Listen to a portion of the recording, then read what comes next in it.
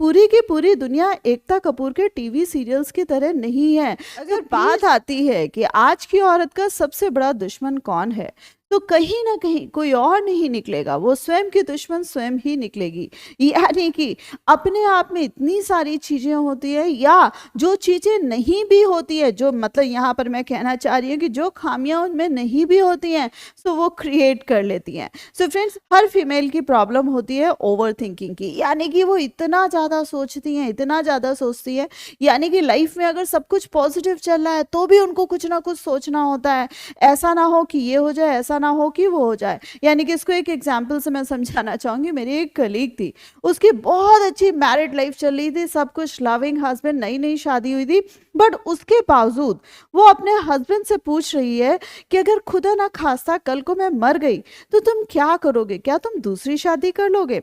तो अगले ने मजाक मजाक में कह दिया कि हाँ भाई मैं दूसरी शादी कर लूंगा। अब बस ओवर थिंकिंग स्टार्ट हो गई कि लो ये तो मेरे मरने का वेट कर रहा है। सो फ्रेंड्स, यहाँ तो हो सकता है कि थोड़ा बहुत अभी आपको हंसी आई होगी, बट यूजुअली फीमेल्स का ये नेचर होता है कि वो चीज़ों को बहुत सीरियसली ले लेती हैं कि नहीं भाई अब ये तो मेरे मरने का वेट कर रहा है, या इनके दिमाग में कोई ना कोई और फीमेल रहती है। तो फ्रेंड्स, ओवर थिंकिंग से बचिए। अगर आपकी लाइफ में सब कुछ अच्छा चल रहा है तो भगवान ये चीजें आगे भी आपको देंगे और आगे भी लाइफ आपकी अच्छी होगी। यानी कि you must be thankful to God rather than attract the negativity in your life. यानी कि बुरी चीजों को आप लाइफ में अट्रैक्ट कर रहे हैं, या ऐसी जो चीज होनी ही नहीं है उसको अट्रैक्ट कर रहे हैं या दिमाग में ला रहे हैं। सो फ्रेंड्स, यहाँ पर कोई और आपका दुश्मन नहीं है, स्वयं आप अपनी दुश्मन हैं। अपनी लाइफ में फीमेल्स खुश नहीं रह पाती हैं। आदत जो पड़ जाती है वो होती है कंपैरिजन की, कि सामने वाले का हस्बैंड ज़्यादा अच्छा है, सामने वाले के इन लॉज बहुत अच्छे हैं, सामने वाले के बच्चे बहुत अच्छे हैं, सामने वाले की जो लाइफ है वो बहुत ही खुशहाल है। इतनी की जितनी प्रॉब्लम्स हैं सिर्फ और सिर्फ मेरी ही लाइफ में चल रही है। सो फ्रेंड्स, ये जो कंपैरिजन्स होते हैं कि मेरी लाइफ में प्रॉब्लम्स चल रही हैं, या मेरे पास ये चीज़ नहीं है, फला व्यक्ति के पास बहुत सारी चीज़ें हैं। सो फ्रेंड्स देखिए, हो सकता है कि आपके पास ऐसी चीजें हो जो आप अपनी आंखों से नहीं देख पा रहे, जिनकी आप कद्र नहीं कर पा रहे, और कद्र करना तो छोड़िए, हो सकता है कि वो चीजें आपकी नजर में ही ना हो। कई बार क्या होता है कि आप कंपैरिजन में ये तो देख रहे हैं कि अगले की लाइफ देखो कितनी बढ़िया चल रही है, लेकिन आपकी लाइफ में ऑलरेडी जो चीजें अच्छी अच्छी हैं आप उनको इम्पोर्टेंट नहीं बना पा रहे हैं। इसको ऐसे भी समझिएगा कि कई बार क्या होता है, सामने वाले जब अपनी लाइफ दिखाते हैं तो आप देखिएगा कि इंस्टा या फेसबुक में कितनी प्यारी प्यारी पिक्स डाल रहे होते हैं, और उसमें दिखाया ही ये जाता है कि कितनी हैप्पी फैमिली है या कितने खुश हैं। सो यहाँ पर जो एक नॉर्मल फीमेल है उसको देख के ये लगता है कि देखो ये लोग तो इतना घूमने फिरने जाते हैं, मैं तो कहीं जा ही नहीं पाती, इनकी लाइफ में कितनी खुशहाली है, हमारी लाइफ में तो कुछ है ही नहीं। सो फ्रेंड्स, ये जो सारी चीजें हैं, कई बार क्या होता है कि लोगों की लाइफ अपने आप में बहुत खोखली होती है, बट वो जमाने को दिखा रहे होते हैं कि देखो हमारे पास सब कुछ है। आपको हो सकता है कि दूसरे की तरह दिखावा नहीं आता हो, बट अपने परिवार की, अपने अंदर की खुशियों को देखिए भी और समझिए भी। एंड फ्रेंड्स, हमेशा फीमेल्स में जो दिक्कत आ रही होती है वो होती है उनकी इनसिक्योरिटीज भी।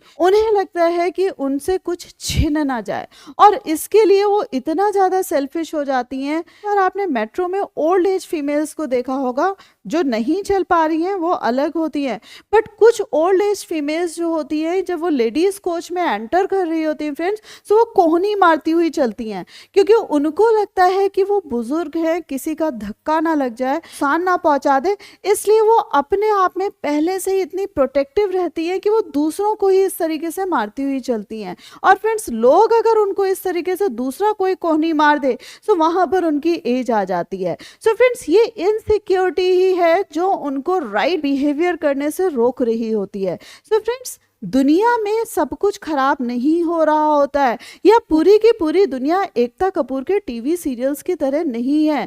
सो प्लीज इन टीवी सीरियल्स वाली दुनिया से बाहर निकलिए और एक नॉर्मल इंसान की तरह बिहेव करिए। ना तो आपके आसपास के लोग आपसे जल रहे हैं, ना तो आपके आसपास के लोग आपसे कुछ छीनने को तैयार है, और ना ही आपके आसपास के लोग आपको नुकसान पहुंचाना चाह रहे हैं। सो फ्रेंड्स, इन सारी चीजों से अपने आप को आजाद, जो इंडिपेंडेंट है अपने आप में वो भी, और जो कई बार इंडिपेंडेंट नहीं है तब भी हर चीज में जो डिपेंडेंसी रहती है कि कोई भी छोटे मोटे किसी भी तरीके के जो डिसीजंस है उनको लेने में कतराती है। यानी कि फीमेल्स को हमेशा ये लगता है कि वो अच्छे डिसीजंस या बड़े डिसीजंस लेने लायक ही नहीं है, और इस चक्कर में जो छोटी छोटी चीजें भी होती है वो उन चीजों का भी डिसीजन नहीं ले पाती हैं। हर समय वेट करती हैं कि या तो उनके हस्बैंड आ जाएं या उनके बेटे आ जाएं या वो किसी और समझदार इंसान से 10 बार कंसल्ट कर ले तब जाकर डिसीजन ले।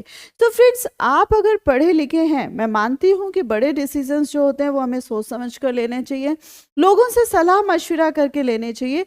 लेकिन जो छोटे छोटे डिसीजंस होते हैं कि भाई कौन सी ड्रेस खरीदनी है, क्या अपनी लाइफ में करना है, कैसे कैसे और चीज़ों के छोटे छोटे डिसीजंस लेने हैं, क्या ये काम करूं या वो काम ना करूं, सो भाई इन सारी चीज़ों में दूसरों से पूछने की ज़रूरत नहीं है। कुछ डिसीजंस आप अपने आप से लीजिए और दूसरों को उल्टा बता दीजिए कि यहाँ पर मैंने डिसीजन ले लिया। और इसको इससे भी रिलेट कर सकते हैं कि फ्रेंड्स, हमेशा फीमेल्स में कॉन्फिडेंस की कमी पाई जाती है। यानी कि उन्हें कहीं ना कहीं लगता है कि वो कहीं दुनिया में कमतर हैं, या वो कहीं ना कहीं कुछ ना कुछ गलत जरूर कर देंगी, या वो अपनी लाइफ को अपने साथ साथ दूसरों का भी जीना दूभर ना कर दे। सो फ्रेंड्स, इतनी सारी चीजें जब कोई सोच रहा होता है ना फ्रेंड्स, सो अपने आप में ही कंफ्यूज सा बना रहता है और उसका जो कॉन्फिडेंस होता है वो घुटनों पे होता है। तो फ्रेंड्स, आप समझदार हैं, आप आज की पढ़ी लिखी नारी है, सो एटलीस्ट आप पर गुमान करना सीख लीजिए और यस, अपने इस कॉन्फिडेंस को भी बढ़ावा दीजिए। अपने आप को गिराने की जरूरत नहीं है। जो फ्रेंड्स नेक्स्ट पॉइंट आ रहा है कि फीमेल्स को रिकॉग्निशन नहीं मिलती है। रिकॉग्निशन बाहर की दुनिया में तो छोड़ दीजिए, जो सबसे पहली शिकायत आती है वो अपने घर से शुरू होती है। अपने घर पे भी अगर बात करी जाए, सो फ्रेंड्स, मैं यहाँ शादी की बात नहीं कर रही हूँ, शादी से पहले की भी बात कर रही हूँ कि परिवार के जो लोग होते हैं वो और लोगों की तो तारीफ कर रहे होते हैं, बट अपने घर की जो बिटिया होती है उसके तारीफ पूरे तरीके से नहीं कर रहे होते हैं, या उन्होंने अपनी बिटिया को पूरी तरीके से निखारा ही नहीं होता है। तो फ्रेंड्स, कहीं ना कहीं ये जो रिकॉग्निशन होती है वो शुरू से ही उनकी लाइफ में कमतर रहती है। और उसी से फ्रेंड्स, जब ये शादी कर लेती है, तो शादी करने के बाद सारे काम करने के बावजूद दिन भर वो काम में लगी रहती हैं, या वर्किंग भी हैं, जॉब भी अपनी कर रही होती हैं, उसके साथ साथ घर द्वार भी संभाल रही होती है, बट डिस्पाइट ऑफ दैट जो रिकॉग्निशन होता है वो नहीं मिल रहा होता है। ना तो उन्हें अपने इन लॉज से मिल रहा होता है, ना अपने हस्बैंड से मिल रहा होता है, और ना बच्चों से मिल रहा होता है। तो कहीं ना कहीं फ्रेंड्स, ये जो कुढ़न होती है वो उनके नेचर में दिख रही होती है, क्योंकि हर एक को तारीफें पसंद होती है और हर एक को रिकॉग्निशन पसंद होती है। और आज की फीमेल इसलिए भी दुखी रहती है, या आज की फीमेल अपना ही नुकसान या अपने ही नेचर को इस वजह से भी खराब कर रही होती है क्योंकि वो अपने आप में खुश नहीं हो पा रही होती है। बट नॉट द लीस्ट, आज की फीमेल्स के साथ इग्नोरेंस की भी बहुत ज़्यादा कमी है। वो खुद को इग्नोर करती है, वो हर एक इंसान को प्रायोरिटी पे रख रही होती है, बट अपनी जो हेल्थ होती है, अपना जो फ्यूचर होता है, अपनी जो ग्रोथ होती है, उसको सबको साइड में कर रही होती है। इवन देन अगर नॉर्मल शॉपिंग करने भी जाना होगा, सो वो बाकी सबके लिए महंगे महंगे कपड़े खरीद रही होगी, अगर खुद के लिए अगर उन्हें कुछ महंगा कपड़ा खरीदना होगा, सो वो उसमें गुरेज करेंगी कि, और उसके बदले में वो दूसरों के लिए चीज़ें खरीदना पसंद करेंगी। सो फ्रेंड्स, चाहे हेल्थ हो, चाहे नॉलेज हो, चाहे पढ़ाई लिखाई हो, और चाहे फ्यूचर की बात हो, हर जगह पे आप दूसरों को प्रायोरिटी में तो रख ही रहे हैं, द सेम वे खुद को भी प्रायोरिटी में डालना सीखिए। तो फ्रेंड्स, ये जो सारी चीज़ें मैंने बताई हैं कि औरतों की स्वयं दुश्मन औरतें ही होती हैं, और ये सारी चीज़ें उनके आड़े हाथों आती हैं। तो फ्रेंड्स, आप सारी चीज़ों को समझ गए होंगे और आपको सॉल्यूशंस भी मिले होंगे। सो फ्रेंड्स, कौन सा पॉइंट सबसे ज़्यादा अच्छा लगा कि इसमें तो काम अभी से ही शुरू करना है, मुझे कमेंट करके ज़रूर बताइएगा।